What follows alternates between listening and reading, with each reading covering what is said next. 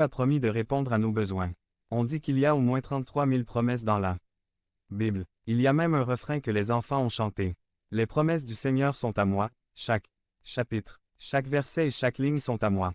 Dans la Bible, je les lis et je sais à quel point ils sont vrais.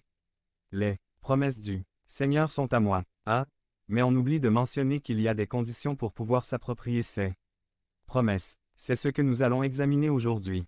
Les conditions requises pour obtenir le trésor de la provision de Dieu. Prière de transition. Nous devons d'abord obtenir le trésor de la provision de Dieu. 1. Avoir la communion avec Dieu est la première et principale exigence pour pouvoir jouir du trésor de la provision de Dieu. La volonté de Dieu est une compagnie et une communication constante avec lui.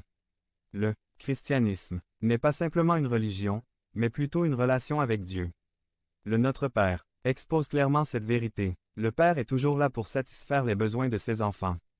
Mais, les enfants doivent être sous sa protection et en communication pour qu'ils puissent connaître leurs besoins et les satisfaire. C'est par la prière et la lecture quotidienne de la Bible que nous pouvons avoir cette communication avec le Père. Souhaitez-vous que vos enfants vous contactent simplement pour vous demander quelque chose? Je suppose que non. Nous aimons que nos enfants nous connaissent suffisamment bien pour savoir comment nous aimons qu'ils se comportent et quoi faire.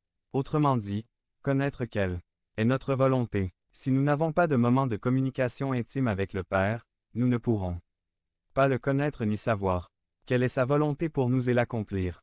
Dieu nous parle à travers sa parole écrite tout comme il parle également à notre esprit et à notre cœur lorsque nous sommes en prière.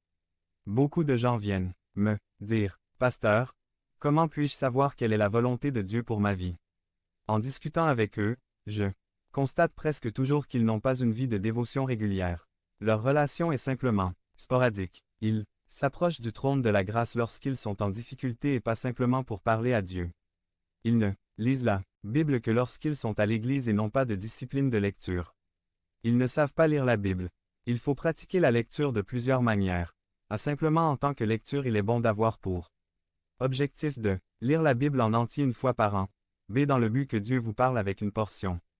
Devenez membre de la chaîne et AIDEZNOUS à propager la parole de Dieu à travers le monde. Point. Samedi 16 mars 2024. Si vous croyez en la puissance de Dieu, commentez 11. En méditant, en savourant les paroles de Dieu. C'est étudier pour accroître les connaissances, ligne par ligne, précepte par précepte.